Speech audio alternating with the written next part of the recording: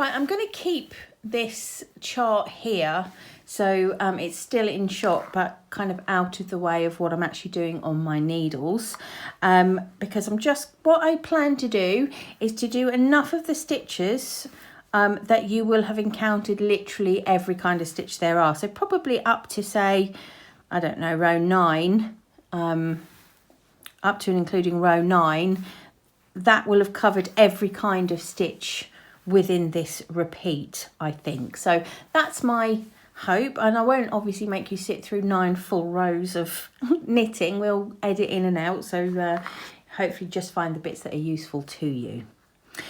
Right, so I'm going to start my knitting stitch 1, row 1, and it is a little blob, which means normally I'm on the right side, so normally I'd be knitting, but as it's a little blob, I'm going to purl. And you will very quickly see that we've got purl, knit, purl, knit. So there's a nice little pattern going on there, which is going to be easy for my poor brain to remember. So the first 3 stitches, purl, knit, because that stitch has got nothing in the box, so I know that's a straightforward knit stitch, and then purl. Right, I've now hit that red box, which means I am now about to start my repeat. Now, if you're new to lace, or not new to lace, but like me and do get in a bit of a muddle at times, my big tip for this would be to put stitch markers at the beginning and end of every repeat, because then it's so easy to see if when you get to the end of the row you're missing a stitch or you've got one extra. It's so easy to see where you've lost or made it, because you know that the amount of stitches between those stitch markers should be 12, and if they're not, you know where you've gone wrong. So you got 10 repeats of this. So if you haven't got endless supplies of stitch markers, do not worry, because you can make them really easily with little bits of cotton, which I'm now going to show you. I've made a few here. I've just got some normal cotton and I've just made a little slip knot and trimmed the ends down, and all I'm going to do is slip that over my needle, and that is perfectly adequate and functional stitch marker. I know that I'm now going to begin my 12 stitch repeat, and that is marked really easily with a little bit of cotton. Okay, so I've marked the beginning of the repeat, and I'm now going to start working those 12 stitches between the red lines, which will be the pattern repeat as I work across the row. So we're carrying on this little knit purl pattern for 4 stitches, and then we get knit purl, then we get onto the rather more interesting bit in the middle there, knit purl. So the big circle that I've now got to, big circle is a yarn over, and in our pattern we've got, well, in any pattern really, you've got several ways to work a yarn over depending on the position of your yarn after the last stitch you've made and where it needs to be for the next stitch you've made. So I've made a purl, which means my yarn is at the front of the work, but my next stitch is this central double decrease, which is worked all in knit, so my yarn will need to be at the back of the work. However, if I just move my yarn to the back of the work, that hasn't created a yarn over, so that isn't going to work. So let me just show you this example. So when I'm working from a purl to a knit, I'm going to work YON, which is yarn over needle. And actually, it sort of really means doing not much at all. Let me show you what I mean. So we're now doing this central double decrease, so I'm going to show you how to do that as well. And we'll try and combine the two things. So for my yarn over needle, for my yarn over, I'm just going to carry on holding my yarn at the front of the work as I have to make a purl. Now, just hold that in your brain, because we're now going to work this double decrease. For the double decrease, I've got to slip two stitches as if to knit. Okay, so I'm going to put my needle behind the second stitch on my left needle and go through both of them and just slip them off onto the right needle. So I've kind of twisted those 2 stitches onto the right needle. My yarn is still sitting at the front of my work. Now I've got to knit the next stitch. So I'm going to put my needle in as if to knit. Now my yarn still at the front of the work. When I go to bring it to knit, that's when the yarn over needle happens, okay? So it's going over the needle, so I can knit the stitch. And you can see that sort of diagonal piece of yarn there is my yarn over. So it's created a yarn over by really doing not very much at all and just holding the yarn in place and then putting it up and over when I'm ready to knit. Okay, let's get back to that central double decrease then. I've slipped those 2 stitches as if to knit. I've knit the next one along, and I'm going to pick up those 2 and pass them over the top of the knit stitch. Just pull that around so you can see. If I spread it out like that, I had 3 stitches there. It's now been decreased down to 1, and that little slant next to it is my yarn over. And what that's going to do, that's going to really, if you look at the little direction of the arrow, it's really going to create a central spine that's sort of pointing up through the centre of the pattern. Let me show you on a piece I've got here already. These central double decreases, actually if I put it so you can see through it. Can you see through it? Yes. So you see these central double decreases form this part through the middle here. Okay, so it does just sort of form the centre point, almost like the stem of the leaf, isn't it, going up into the pattern there. So that's what we're creating there with that double decrease. Very lovely. It's the bird footprint one. So we've done our bird footprint, central double decrease, and we're now back to another yarn over. So the position of our yarn at the moment is at the back of the work because we've just worked knitwise, okay? When I look at my chart, I can see the next stitch along has got a blob in it, which means it's going to be a purl. So this time I've got to work my yarn over, bearing in mind I'm working from a knit to a purl. And how I'm going to do that is with a yarn forward, yarn round needle.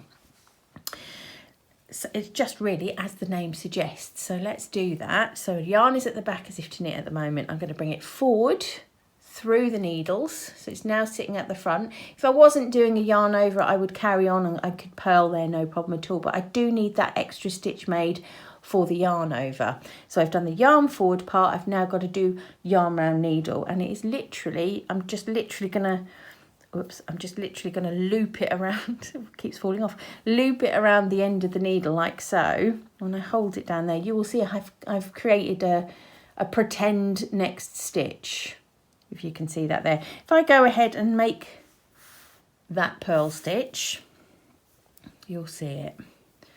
Right, so there's my purl stitch. Let's just have a look now then. Okay, so there's our central double decrease stitch here. That's the yarn over that came before. If I pull that apart, you can see there, this is the yarn over that we've made after. So the point of the yarn overs is they replace the stitches. I may have already said this when working on a different day now. Apologies if I'm repeating myself. The point of the yarn overs is to replace stitches that you've taken away with decreases, whether that's a central decrease or if we look further up in the pattern, we've just got like a knit two together here, which means I've decreased one stitch and I'm making it back up again with a yarn over right next to it. Okay, so lace is largely this really. It's taking away stitches with decreases and adding them back in with yarn overs. And the effect of yarn overs are the eyelets and the holes that you can see here, which give these lovely decorative effects. Okay, and the decreases give the outline, in this case, of this lovely leaf motif. Okay, so that's why we do them, and now hopefully that's 2 of the 3 ways of doing it. The last one we've got to work to, and we'll do that a little bit further up, is when you go from a knit to a knit, and that's easy peasy lemon squeezy. Right, so moving on then, I've completed that little blobbed stitch, which is a purl, and I'm going to finish this repeat with knit, purl, knit, purl. Okay, knit, purl, knit, purl. Now with a fair wind, I should have 12 stitches after the point of this marker. 2, 4, 6, 8, 10 and 12. Fabulous. I can't tell you how many times I've done that and it's not been the right number. But we're having a lucky day today, so that's good. So I've completed, sort of hold it like that. I don't know if you can see that because I've got a jig right over the middle of the screen. I can't see what you can see at all. But I've completed that first 12 stitch repeat, and I've now hit this red line here. So I'm going to bring in one of my other little homemade stitch markers to mark the end of that repeat. So it doesn't mean that I'm going off the end here. It means I'm coming back to the beginning and I'm doing it all again. And as I think I've probably already said to you, you will be doing this repeat, I think 10 times. I'm only doing 3, you're doing 10. And it's just literally coming back to the beginning and doing it all over again. And every time I get to the end of a repeat, I'm going to pop one of those little stitch markers on. Having worked a bit further on in the pattern for the videos, I cannot stress enough how helpful these little stitch markers are. When you get to shoulder shaping and things like that, I found them really, really helpful. So do consider using them. I find them really beneficial. It's up to you, of course, but they've got me out of a lot of trouble in the past, I can tell you. Not all of it, unfortunately. Knitting based mainly. So just do another one of those central decreases. Use this a lot around crowns of hats and things like that. If you've made hats or not made hats before, you'll find central double decreases in hats and things. Right, sorry, nearly at the end of this second repeat. Was that it? I was chatting. Purl, knit, purl, knit and purl. Right, and I'm going to mark again